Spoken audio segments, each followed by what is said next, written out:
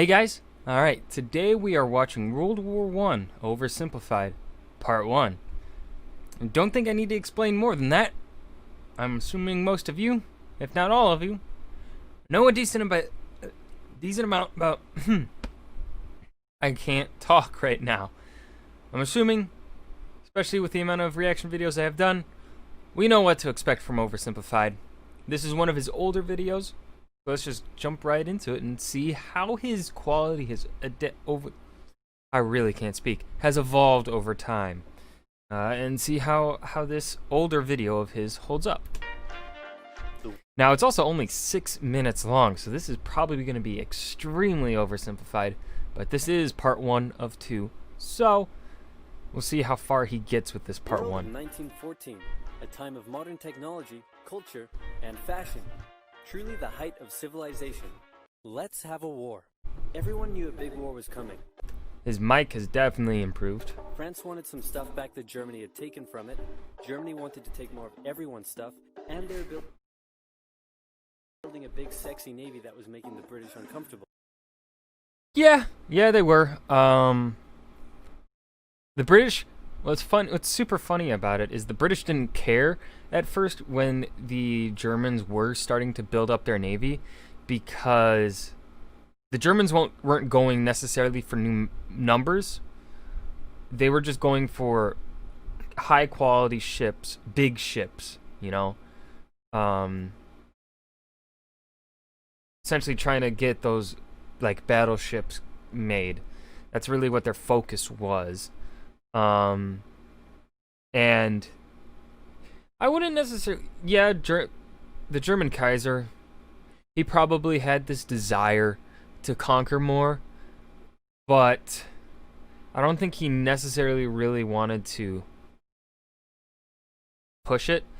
I think it's just because of the circumstances that happened in what caused World War I, the alliances, the tension between British and the Germans with the Navy, the German desire for more colonies, as they felt that they had been cheated out of getting colonies, and also that just hatred between the French and Germans. So yeah, but yes, the French did want Alsace-Lorraine back.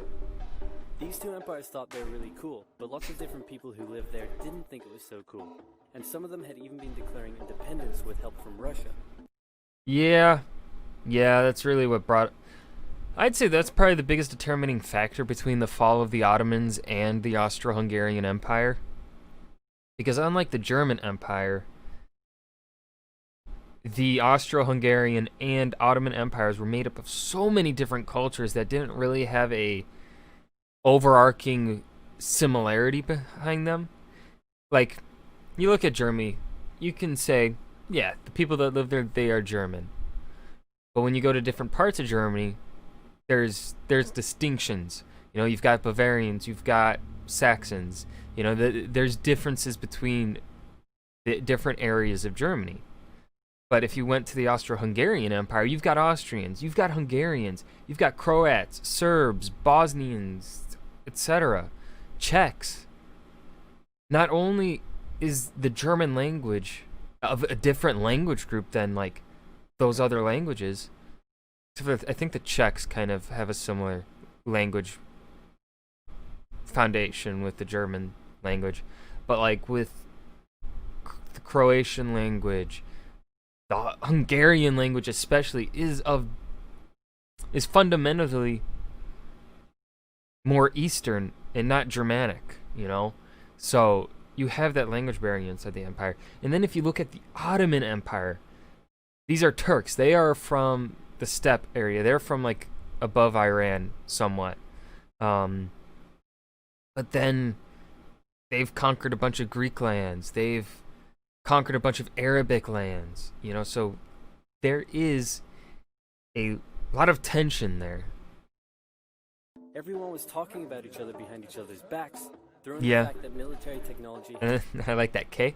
Yeah, Spain, Iberia didn't really care about what was going on. They had their own issues. And and suddenly everyone was pretty eager to beat each other up. In this area of Austria-Hungary lived some Serbs and Bosnians who hated living in Austria-Hungary. So the Austro-Hungarian Archduke Franz Ferdinand goes there for a nice drive in an open-top car with his car's route published in advance. And that went just about as well as you'd expect. Yeah. For some reason, they thought it would be a good idea to do a parade through a town on the anniversary of when the Austrians won some significant battle, I think, down there. So that's not going to do too well with nationalists. Some assassins were waiting for him along the way and threw bombs This is at so his funny. car, but They missed failed and so blew many up some times. officers behind him instead. So the Archduke goes into hiding, leaves Sarajevo, and the whole war never happens. Except no, the Archduke doesn't leave, but instead goes back out in the open-top car to visit the injured officers in hospital. The driver takes a wrong turn and by sheer coincidence gets stuck beside one of the failed assassins, who shoots him. Austria-Hungary is understandably pissed about all this, and they think the Serbian government had something to do with it, which they might have. So they go to their ally Germany and say, "Hey Germany, we're going to declare war on Serbia," and Germany is all for that. So Austria-Hungary send a big list of impossible demands to Serbia, and when Serbia refuses, they declare war. Yeah, and I feel like, obviously you look back and you're like, why did Austria-Hungary even approach the Germans when they're attacking a tiny nation? And then obviously there's that threat of Russia there, so maybe the Austrian emperor was like, oh shit, we've got Russia, and we're attacking someone that Russia said we shouldn't attack.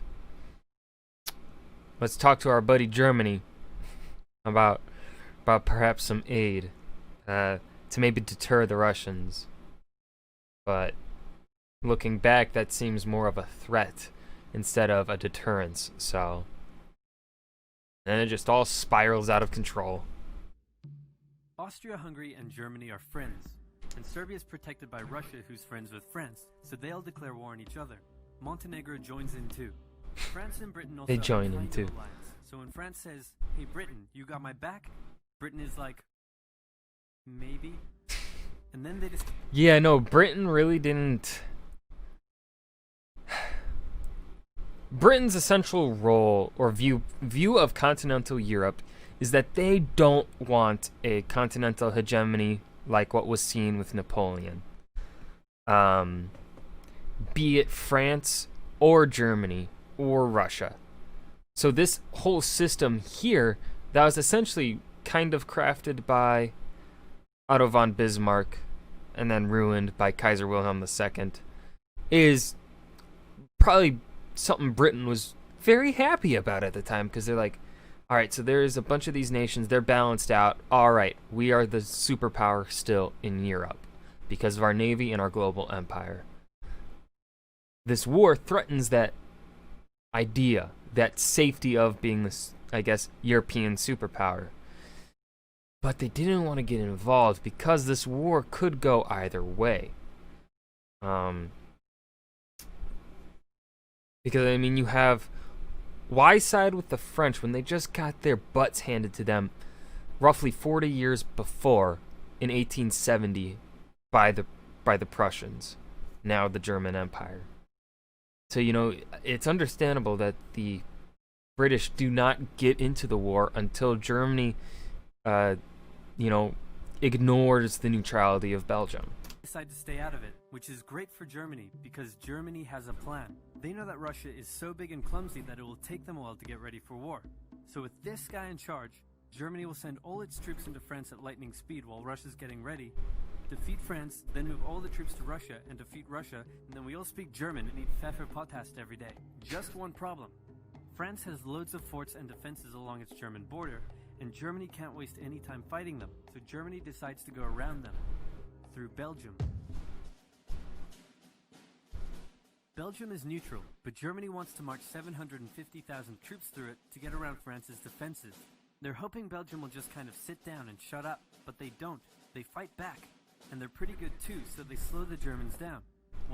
Yeah, I think, sadly, they could not make this repeat of high-quality defense in World War II. But, yeah. Well, actually, the land of Belgium is very, very, good. when it comes to this kind of warfare of World War One, that static hold your line because of the Ardennes and the other terrain of Belgium. What's worse is But then with the changes that come in World War II, we know what Britain happens. shows up, and they're pretty pissed that Germany's invading neutral countries. So now Britain declares war on Germany. So Germany push on through. And obviously, I can see the argument to go against what I was saying earlier, where kind of Britain didn't want to go into the war just because France called them in, and they kind of just wanted, like, I can see the argument that people can make where Britain wanted war with Germany. It's just they wanted a better justification instead of the ally France is getting attacked. They wanted a more moralistic, good reason to get into the war. And Germany invading a neutral power gives them that reasoning. Through Belgium and commit some atrocities along the way. They also wear spikes They did do and that. sometimes skulls on the uniform. So They the did guys have that. not look like the bad guys. Good job. The Allies have a propaganda extravaganza, and this starts Yeah. to influence around the world, notably in America. The U.S. President Woodrow Wilson sees himself as a bit of a Jesus figure and spends most of the war trying to get everyone to just hug it out. But there's also a large population of ethnic Germans Wilson. living in the United States, and when the war first broke out, they were like, "Yay, Germany!" But now that they're committing atrocities in Belgium, they're less enthusiastic. Let's play Spot the French Soldier. Did you see him? Easy, right? He's wearing a bright blue uniform with red trousers. And do you know who else spotted him easily too? The Germans. So when the French Yeah. But hey, they look stylish though. were slowly marching in columns through the countryside, the Germans easily tore them to shreds with their giant guns. All the nations involved in this war went in with an old school. Yes, they had the they still had that very, I guess, chivalristic viewpoint of war. This war completely changes that whole mindset of war being an honorable venture. After this, you see a complete change in people's minds of what war really is. Before 1914, it can be argued that people thought war is overall a good thing. Now I'm generalizing here. Obviously not everyone thought this way. But before then, it was seen as an honorable thing where you're fighting for your country, you're fighting for your people. And there isn't much questioning behind the war. Because it isn't as brutal. You don't there's even though it is exceptionally brutal, especially even when you go back to the times of armor and medieval weapons. In the Napoleonic era, you still received terrible injuries. But this war was publicized a lot. This war also is essentially seen as the first total war, except some argue that the United States Civil War was. But let's just go with the idea that World War I is the first total war in which civilians are being targeted in the war effort explicitly, where part of the war effort is to target civilian populations, which is what involves it in a total war, where you do anything and everything to win the war. Whereas before, a civilian population might be kind of left alone. Because you want to assimilate those people or just have them continue to make food to feed your army instead of the enemy army. Very TLDR. Kind of probably lost my point as I was talking, but it's what I do. And all of them had to update their uniforms and tactics a lot during the Great War. Because this war was going to be like nothing anyone had ever seen before. I love the continued X's on Hey, the French. Can you get on top of that? Oh yeah, sure, we've got this. Nope. Yeah, no, the Austro-Hungarian forces were a total embarrassment to the Central Powers war effort. They couldn't win a single thing. They were kind of, I'm going to say it, they were worse than Italy was in World War II. They were far more ineffective than Italy was in World War II. Has to send Saying it. back to the east to defend against the Russians. The chief of staff of the Austro-Hungarian army is this guy, and although he is handsome, he turns out not to be the best military strategist. Austria-Hungary constantly ignores Germany's advice, and then comes running back to Germany whenever they get in trouble. Austria-Hungary even gets its ass kicked by tiny Serbia, who repels all their invasion attempts at the start of the war. It's better news for Germany in the north, though, where they almost completely wipe out the Russian Second Army. Back on the Western Front, the Germans continue advancing and are in sight of Paris. At this point, anyone would be forgiven for thinking the Germans were going to get that quick victory after all, but then things start to go wrong. The French commander-in-chief knew something had to be done, and he ordered his armies to stop retreating. In the resulting battle, a gap opened up in the German lines. If a gap opens up, the enemy can use it to flank you from the side and behind, so the German armies have to retreat. The Allies launch a counterattack, so the Germans dig into defensive positions. The Allies do the same. Then both sides move north, trying to outflank each other along the way. When they reach the sea, they're in a stalemate with trench systems running the whole way from the coast to Switzerland, the beginning of trench warfare on the Western Front. Here's how trench warfare works. Two opposing lines of trenches with no man's land in between. One side would pummel the other with hundreds of thousands of artillery shells, sometimes for days at a time. This had a huge psychological effect on the soldiers, leaving many shell-shocked. Then, the attacking troops would leave their trenches and rush across no man's land, a muddy wet mass of shell craters and barbed wire. The defending trench would unleash machine gun fire on the attackers, inflicting thousands of casualties. The attackers would send wave after wave until either they gave up or the opposing trench was finally overrun. There would be months of fighting and the deaths of thousands in order to gain a few meters or kilometers of land. It moved. Living in the trenches was hard work too. Corpses, mud that could swallow you whole, pools of poisonous water, rats, disease, the smell. It's insane that millions of soldiers put up with these conditions, and commanders ordered them to do so for years. Yeah, I think World War I, especially from our modern viewpoint, can definitely be seen as possibly the least justifiable war in history, because it all stemmed from an assassination, or well, that assassination was the boiling point. There wasn't really any, I guess, goal to the war. We can see Napoleon's war, and we can understand why Napoleon fought the war.